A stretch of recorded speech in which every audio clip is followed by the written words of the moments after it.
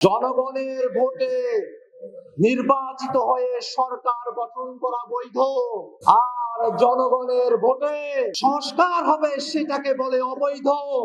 এমন দ্বিচারিতা বাংলাদেশের মানুষ সহ্য করবে না।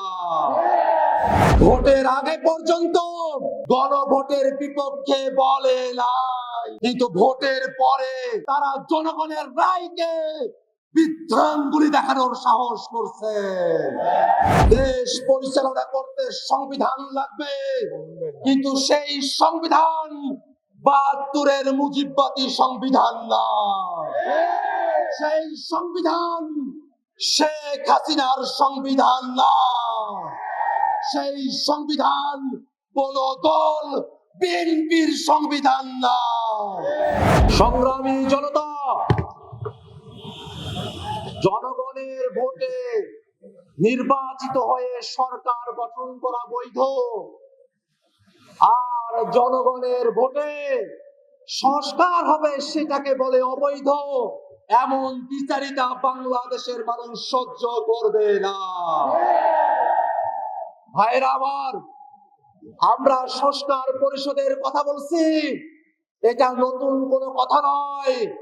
ঐক্যমত্য কমিশনে ৩০টির উপরে রাজনৈতিক দল একমত হয়ে সকলে এক কথা বলে সংবিধানের টেকসই পরিবর্তনের জন্য, সংস্কার সাধনের জন্য, সংস্কারকে টেকসই করার জন্য সংশোধনী নয়, সংবিধান সংস্কার পরিষদের বিষয়ে সকল রাজনৈতিক দল আমরা একমত হয়েছিলাম। কিন্তু দুর্ভাগ্যের বিষয়,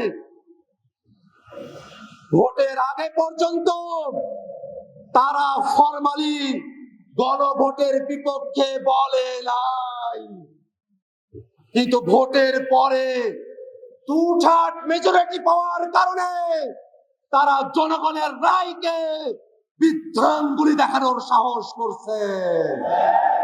জনগণ গণভোটের মধ্য দিয়ে বাংলাদেশের রাষ্ট্র কাঠামোতে যে পরিবর্তন চেয়েছে, আজকে ২/৩ ক্ষমতার জোরে তারা সেটাকে অমান্য করার পায়তারা করছে।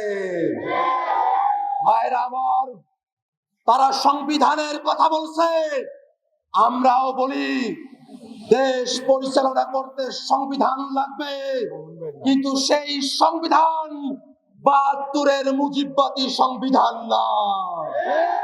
সেই সংবিধান শেখ হাসিনার সংবিধান না। সেই সংবিধান কোন দল বিএনপির সংবিধান না। দেশ পরিচালনার জন্য সংবিধান লাগবে, সেই সংবিধান হতে হবে জনগণের সংবিধান। আর সেই সংবিধানে জনগণের কথাগুলো থাকবে, তার অন্যথা আমরা হতে দেব না। আমরা তো বুঝি আপনারা সংস্কার চান না, গণভোট চান না। তার পেছনের কারণ হলো আপনারা বাংলাদেশের রাষ্ট্র ক্ষমতাকে, বাংলাদেশের সাংবিধানিক প্রতিষ্ঠানগুলোকে এক ব্যক্তির করায়ত্ত করে রাখতে চান। গণভোট মেনে নিলে সাংবিধানিক প্রতিষ্ঠানগুলোতে নিয়োগ স্বচ্ছ হবে, আপনাদের কর্তৃত্ব এককভাবে থাকবে না। সেই কারণে আপনারা গণভোট চান না। গণভোট মেনে নিলে তত্ত্বাবধায়ক সরকারের অন্তর্ভুক্তিমূলক সম্মিলিতভাবে একটা কাঠামো আসবে, আপনারা সেটা চান না। গণভোট কার্যকর হলে উচ্চকক্ষ হবে ভোটের পিআর অনুযায়ী, আপনারা সেটা চান না। আপনারা মৌলিক কাঠামোর পরিবর্তন চান না, এই কারণে এই গণভোট চান না। আমরা বলতে চাই, সংসদে আপনাদের সংখ্যাগরিষ্ঠতা থাকতে পারে, কিন্তু বাংলাদেশের জনগণ ৭০% সংখ্যাগরিষ্ঠতা নিয়ে রাজপথে আছে। এই জনগণকে কোনোভাবেই অমান্য করে আপনারা টিকে থাকতে পারবেন না। আপনাদের পতন নয়, আপনাদের সুন্দর পদক্ষেপের অপেক্ষায় জাতিকে সাথে নিয়ে আমরা অপেক্ষা করছি।